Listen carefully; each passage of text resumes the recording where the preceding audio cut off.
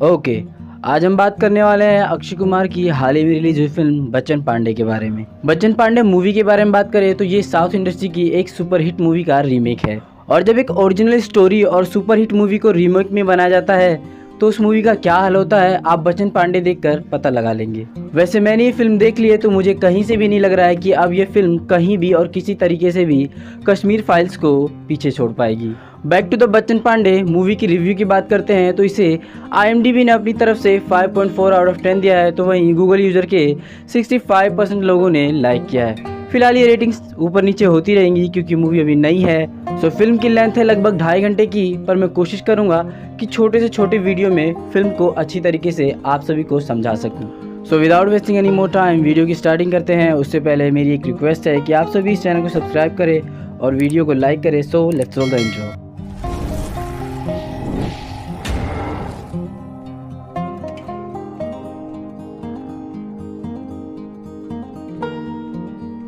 Movie की starting होती है अक्षय कुमार से, और अक्षय कुमार एक आदमी को बोलते हैं हीरोगिरी ये पीने में नहीं ये देने में है। जस्ट किडिंग, ये तो डेड था।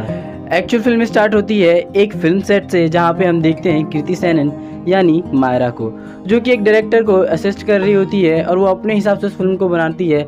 इस पर डायरेक्टर उस पर गुस्सा हो जाता है और उसे उस फिल्म से बाहर का रास्ता निकाल देता है। अब इसके बाद मायरा अपने घर जाती है और अपने डैड से बोलती है कि वो अपना काम छोड़ दे क्योंकि वो एक स्पोर्ट बॉय का काम करते हैं और इसमें उसकी कोई इज्जत नहीं है। खुद का तो काम छूट गया, अपने बाप का भी काम छुड़वा रही है। Back to the scene. उसका बाप उसे बोलता है कि मैं चाहता हूँ कि तुम एक दिन बहुत बड़ी डायरेक्टर बनो और लोग मुझे तुम्हारे नाम से जाने, तुम्हारी इज्जत होगी तो मेरी भी इज्जत होगी। अब यहाँ पे दोनों इमोशनल हो जाते हैं। इसके बाद मायरा डायरेक्टर के पास जाती है और वो बोलती है वो एक फिल्म बनाना चाहती है, वो भी बायोपिक, वो भी एक सोशलिस्ट की, जिस पर वो गुस्सा हो जाता है और वो उसे बोलता है कि अगर मूवी बनानी है तो किसी गैंगस्टर के ऊपर बनाओ। अब मायरा को कुछ गैंगस्टर के नाम मिलते हैं और उन्हीं में एक नाम सुनाई देता है बच्चन पांडे का। ये बच्चन पांडे उन सभी गैंगस्टर से ऊपर है क्योंकि वो सभी गैंगस्टर उस बच्चन पांडे से भाग रहे होते हैं या तो बच रहे होते हैं। इस वजह से मायरा को ये काफ़ी इंटरेस्टिंग प्रोजेक्ट लगता है। अब मायरा मन बना लेती है कि वो बच्चन पांडे के ऊपर बायोपिक बनाएगी, तो वो डायरेक्टर को बच्चन पांडे के बारे में थोड़ा कुछ बताती है। तो वहाँ पे एक इंस्पेक्टर होता है जो कि उसे बच्चन पांडे के बारे में बताता है कि वो कितना क्रूर और ख़तरनाक आदमी है। अब इसके बाद हम देखते हैं बच्चन पांडे की एंट्री होती है, यानी अक्षय कुमार। वो एक रिपोर्टर को जलाकर मारने वाले होते हैं। उससे पहले वो अखबार उठाते हैं और खबरों को पढ़ रहे होते हैं क्योंकि उसी रिपोर्टर ने उस खबर को लिखा था, लेकिन उन्हें उस लिखे हुए शब्दों से कोई प्रॉब्लम नहीं, लेकिन उसमें छपा वो फोटो जो कि कार्टून जैसा है, जिससे लोगों को अक्षय कुमार यानी बच्चन पांडे के ऊपर हंसी आती होगी, इसलिए वो उसे मार देते हैं। अब उधर मायरा पूरा मन मनाती है और निकल जाती है यूपी के बागवा की तरफ, जहाँ पे बच्चन पांडे का एरिया शुरू होता है। यहाँ पे आते ही उसके साथ उल्टी सीधी हरकतें होने लगती है। कभी उसके पैसे चोरी होने लगते हैं तो कभी कोई उसका बैग लेकर भागने लगता है। यहाँ पे वो अपने बैग के पीछे भागती है तो पता चलता है कि उसका कोई पुराना साथी होता है। यहाँ वो दोनों मिल जाते हैं और ये कोई और नहीं बल्कि अरशद वारसी, जिसका नाम विशु होता है। अब इनकी लाइफ भी कुछ मायरा जैसी है क्योंकि इन्हें भी काम नहीं मिल रहा होता है, तो ये यूपी में ही एक्टर बनने के लिए आते हैं, लेकिन उन्हें एक्टिंग का चांस नहीं मिलता है और जिसकी वजह से इनके पास रहने के लिए कोई जगह भी नहीं होती है, तो वो वहीं के एक सरकारी स्कूल में ठहरते हैं। अब इसके बाद वो मायरा को भी वहीं पे लेके जाते हैं और ये दोनों साथ ही वहाँ पर रहना शुरू कर देते हैं। अब विशु मायरा से पूछता है कि तुम यहाँ पे क्या कर रही है, तो वो बोलती है कि मैं एक गैंगस्टर के ऊपर बायोपिक बनाने आई हूँ जिसका नाम बच्चन पांडे है। अब बच्चन पांडे के नाम सुनते ही विशु के होश उड़ जाते हैं और वो मना कर देता है कि वो उसका साथ नहीं देगा। अब यहाँ पे मायरा उसे मनाती है और वो कहती है कि तुम मेरी फिल्म में एक साइड हीरो होगे और साइड हीरो बहुत ही इंपॉर्टेंट होता है। अब मायरा उसे बहला फुसला कर मना लेती है बच्चन पांडे से उसके साथ मिलने के लिए। उधर बच्चन पांडे को हम देखते हैं कि वो एक पॉलिटिशियन से मिलने आए होते हैं जो कि हॉस्पिटल में कोमा में पड़े होते हैं। वो उससे बोलते हैं कि मेरे रहते आपको कोई हाथ भी नहीं ला सकता है। इसके बाद वो हॉस्पिटल के रूम से बाहर जाते हैं तो हम देखते हैं कि बाहर बहुत से लोगों को पहले ही बच्चन पांडे ने धो रखा है। अब इसके बाद बच्चन पांडे एक गैराज की तरफ पहुंचते हैं जहां पे मायरा और विशु पहले से होते हैं और वो बच्चन पांडे से मिलने के बारे में बात कर रहे थे और अपने सामने देखकर दोनों चौंक जाते हैं। अब बच्चन पांडे मायरा को देखता है और वो पूछता है कि तुम कहाँ से आई हो, तो वो बताती है कि वो मुंबई से आई है। जिसके बाद वो दोनों थोड़ा बात करते हैं, लेकिन बच्चन पांडे को मायरा की चपड़ चपड़ पसंद नहीं आती है, जिससे वो उसे थोड़ा डराता है और इसके बाद उसके बाल का एक पिन लेके जाता है और अपनी गड्डी में छुपाया हुआ एक आदमी को निकालता है जो कि खटखट कर रहा होता है और वो गुस्से में उसके गले पे उसी से वार करता है, जिसे देखने के बाद मायरा और विशु काफ़ी डर जाते हैं और विशु उसे जिद करता है कि वो यहाँ से चलें, लेकिन मायरा मना कर देती है और वो बोलती है अगर मुझे जाना होता तो मैं पहले ही चली जाती, अब इतनी दूर आकर मैं वापस नहीं जा सकती। अब इसके बाद मायरा एक प्लान बनाती है और वो बोलती है कि हम बच्चन पांडे से डायरेक्ट तो नहीं बात कर सकते, हमें कोशिश करना चाहिए कि उनके चमचों से बात करें। अब ये दोनों शुरुआत करते हैं बच्चन पांडे के कुछ चमचों से बात करना और पहला नंबर होता है बफरिया चाचा का, जो कि हर बात पे हकलाते हैं और बात को बहुत ही रुक रुक के बताते हैं। इस वजह से वो दोनों तंग आकर उन्हें बात करना छोड़ देते हैं। अब दूसरी नंबर पे ये दोनों जाते हैं पेंडुलम के पास, जो कि एक बहुत ही बड़ा शराबी और बेवड़ा है और वो प्यार करता है पिंकी नाम की लड़की से, और वो पिंकी 7 भाइयों की अकेली बहन है और उसके 7 भाई पुलिस में हैं और उसके भाइयों को कैसे भी करके पता चल जाता है पिंकी और पेंडुलम के रिश्ते के बारे में, जिसके बाद वो पिंकी की शादी कहीं और तय कर देते हैं। और उसी शादी में हम देखते हैं कि बच्चन पांडे पेंडुलम को लेके आता है और काफ़ी बवाल मचाता है और जिसके बाद पिंकी पेंडुलम के साथ वहाँ से चली जाती है। अब यहाँ हम ऑडियंस को ये दिखाया गया है कि बच्चन पांडे दिल का बुरा नहीं है, वो प्यार करने वाले लोगों को रिस्पेक्ट देता है। अब इसके बाद मायरा और विश्व अपने लास्ट टारगेट के पास जाते हैं, जिसका नाम है कांडी। कांडी एक फैमिली मैन है और वो बहुत ही अच्छा भी है, लेकिन उसका वीक पॉइंट है बी ग्रेड की गंदी फिल्में देखना। उसे ये सब चीज़ें बहुत पसंद आती है, तो ये लोग उसे अपना हथियार बनाते हैं और उसे कुछ विदेशी फिल्मों की आदत लगाते हैं और धीरे धीरे उसको पहुंचाने भी लगते हैं। यहाँ गलती से एक दिन उसके सब्जी के थैले में वो फिल्म चली जाती है, जिसके बाद उसकी फैमिली लगाकर वो फिल्म देख लेती है, जिसके बाद कांडी की रिस्पेक्ट खराब हो जाती है और यहाँ से उनका ये पत्ता भी कट जाता है और उन्हें कोई खबर नहीं मिल पाती।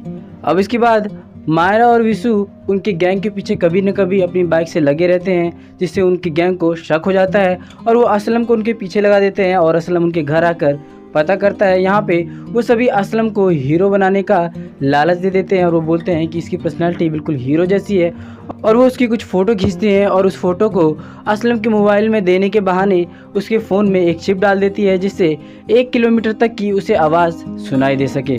अब यहाँ पे असलम वापस अपनी गैंग के पास जाता है और जो भी खबर होती है वो विशु और मायरा को सुनाई देती है। अब यहाँ इन दोनों को पता चलता है कि असलम ने बच्चन पांडे को धोखा दिया है, वो किसी से उन्हें मरवाने की कोशिश कर रहा था, लेकिन बच्चे पांडे को ये पता चल जाता है और वो असलम को वहीं पे मार देता है। और वो ये भी पता कर लेता है कि इनकी बातें कोई सुन रहा है, तो वो अपने और बंदों को भेज देता है कि उन दोनों को भी ढूंढो जिन्होंने असलम के फ़ोन में ये चिप लगाया था। अब ये सुनते ही मायरा और विशु वहाँ से भागने की तैयारी करते हैं, लेकिन वो सभी उसके घर तक पहुँच जाते हैं। अब यहाँ पे बच्चन पांडे के आदमी मायरा और विशु को वहीं पे बहुत ही मारते हैं और इसके बाद वो उसके लैपटॉप में देखते हैं और उन्हें पता चल जाता है कि ये लोग सच में डायरेक्टर हैं और मायरा की एक शॉर्ट फिल्म देखते हैं और उसे यकीन हो जाता है कि ये कोई पत्रकार या पुलिस की खबरी नहीं बल्कि एक डायरेक्टर है। इसके बाद बच्चन पांडे मंजूरी दे देते हैं मायरा को कि वो उसकी लाइफ के ऊपर फिल्म बना सकती है और अगले दिन से स्क्रिप्ट का काम भी शुरू हो जाता है। यहाँ मायरा बच्चन पांडे से बहुत सारा सवाल करती है और वो पूछती है कि उनकी फैमिली में कौन कौन है, तो यहाँ बच्चन पांडे उसे बताता है कि उनकी फैमिली में उसकी एक माँ है जो उससे 10 साल से बात नहीं करती, क्योंकि उसने सबके मुँह से सुन लिया है कि मैं बहुत ही क्रूर और अत्याचारी हूँ, मैंने बहुत सारे खून किए हैं, इस वजह से उसकी माँ उससे 10 साल से बात नहीं करती। अब इसके बाद ये स्क्रिप्ट यहीं पे चालू रहती है और मायरा जो भी लाइव खून खराबा और जो भी मारकाट होता है वो उसे शूट करती रहती है। उधर दूसरी तरफ हम देखते हैं कि मायरा की स्क्रिप्टिंग पूरी हो चुकी है, जिसे विशु पढ़ता है और वो देखता है कि उसका कोई भी साइड हीरो वाला रोल नहीं होता है, जिससे वो थोड़ा दुखी हो जाता है और वो जब बात कर रहे हैं तो वो एक सवाल उठा देता है कि क्यों ना बच्चन पांडे की बायोपिक बच्चन पांडे खुद करे। अब यहाँ पर ये सभी सुनकर हंसने लगते हैं, जिसे देख बच्चन पांडे को काफ़ी बुरा लगता है और वो गुस्से में सभी को बोलता है कि वो उसकी लाइफ की स्टोरी है तो वो खुद इस फिल्म को करेगा। अब ये सुनने के बाद मायरा को भी अजीब लगता है थोड़ा, क्योंकि बच्चन पांडे को एक्टिंग बिल्कुल भी नहीं आती है। अब इसके बाद मायरा और विशु दोनों एक दूसरे से सॉरी बोलते हैं, क्योंकि उन दोनों ने ही एक दूसरे से झूठ बोला था और वो दोनों वहाँ से बचकर निकल रहे होते हैं। तभी बच्चन पांडे के 2 आदमी आते हैं, पेंडुलम और कांडी, और वो मायरा और विशु को बच्चन पांडे की पहले की यानी अतीत की स्टोरी बताते हैं कि एक लड़की थी सोफी नाम की, जो कि लंदन से आई थी, जिससे पहले ही नज़र में बच्चन पांडे को प्यार हो गया था। बच्चन पांडे सोफी से शादी भी करना चाहता था, लेकिन वहाँ के कुछ लोकल्स माफिया ने मिलकर बच्चन पांडे की आंख फोड़ दी और सोफी को भी वहीं पर मार दिया। अब बच्चन पांडे की अतीत की कहानी सुनने के बाद मायरा और विशु दोनों मान जाते हैं और फिल्म को वहीं पर शूट करना शुरू कर देते हैं। अब यहाँ पर वो बच्चन पांडे को एक्टिंग सिखाने के लिए गुजरात से एक एक्टिंग टीचर बुलाते हैं, जो कि कोई और नहीं पंकज त्रिपाठी होते हैं। और वो उन सभी को बताती है कि ये बहुत ही स्ट्रिक्ट हैं, तो इनको ये नहीं पता चलना चाहिए कि आप लोग माफिया हैं। तो अब इसके बाद वो एक्टिंग टीचर आ जाता है उन सभी को एक्टिंग सिखाने के लिए, और वो एक्टिंग के साथ साथ उनको थप्पड़ भी मारता है। लेकिन ये लोग माफिया ये कुछ नहीं कर पाते हैं क्योंकि मायरा ने मना कर रखा है। अब यहाँ पर ये सभी अंदर ही अंदर घुटते रहते हैं क्योंकि मायरा की वजह से और बच्चन पांडे की फिल्म की वजह से ये लोग उस टीचर को कुछ बोल नहीं पाते हैं। इसी बीच फिल्म भी शूट होती रहती है, बच्चन पांडे एक्टिंग भी सीखता रहता है और फिल्म भी साथ ही साथ शूट होती रहती है।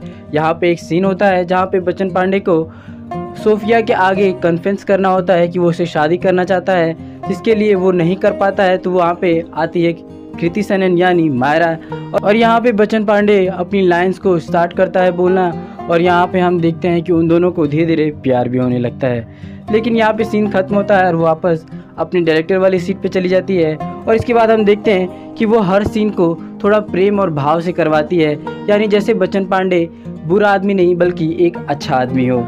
अब ऐसे ही शूट खत्म हो जाता है और फिल्म भी कंप्लीट हो जाती है। अब मायरा को वापस मुंबई जाना होता है क्योंकि उसे इस फिल्म की एडिटिंग करनी है, प्रमोटिंग करना है, जहाँ पे बच्चन पांडे उसे कुछ बोलने की कोशिश करता है, वो अपनी दिल की बात बोलने की कोशिश करता है। लेकिन तभी एक आदमी आके उसे बताता है कि वो आदमी होश आ गया है, जिसे हमने मूवी के स्टार्टिंग में देखा था, बच्चन पांडे हॉस्पिटल में जिससे मिलने गया था।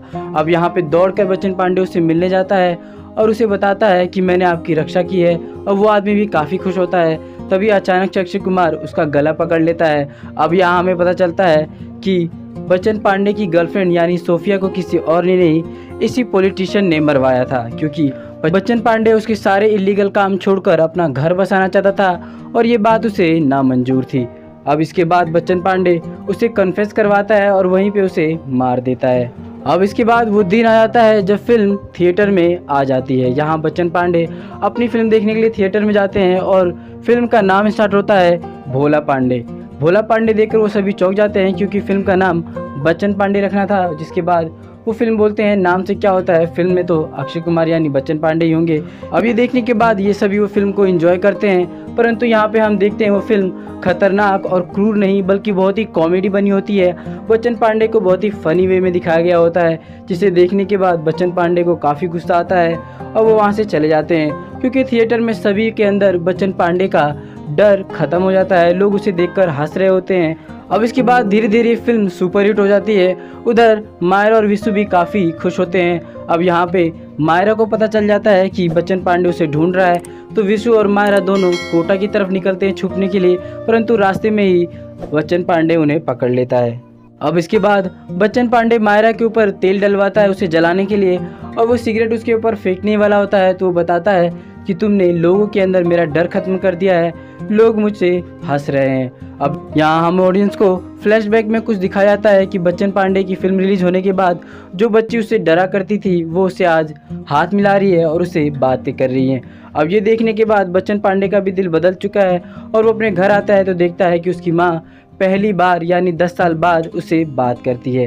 वो उससे काफ़ी खुश होती है और वो बोलती है कि मैंने तुम्हारी फिल्म 2 बार देखी है, लोग सीटियाँ मार रहे थे, मुझे बहुत ही खुशी हो रही थी कि अब तुम बच्चन पांडे से भोला पांडे बन चुके हो। अब यहाँ पे अपनी माँ को उससे बात करते देखकर बच्चन पांडे काफ़ी खुश होता है और वो वहीं पर दोनों रोने लगते हैं। अब ये सब बताकर बच्चन पांडे मायरा को छोड़ देता है और वो बोलता है कि वो अब अच्छा इंसान बनना चाहता है और वहीं से उसके सामने हाथ जोड़कर वहाँ से वो चला जाता है। अब इसके बाद हम देखते हैं कि बच्चन पांडे क्लब में ताश खेल रहा होता है, तभी वहाँ पे कुछ गुंडे आते हैं और उसे गोली मार देते हैं और हम देखते हैं कि एक्चुअल में ये एक फिल्म का शूट हो रहा होता है। इसके बाद बच्चन पांडे मूवी को अवार्ड में देखते हैं, जहाँ पे हम देखते हैं कि मायरा को बेस्ट डायरेक्टर का अवार्ड मिला है, तो वहीं पे बच्चन पांडे यानी भोला पांडे को बेस्ट कॉमेडियन का रोल मिलता है। जिसके बाद ये दोनों काफ़ी खुश हो जाते हैं और यहीं पे ये मूवी एंड हो जाती है। सो अगर आपको मेरी एक्सप्लेनेशन इस मूवी की स्टोरी अच्छी लगे तो प्लीज़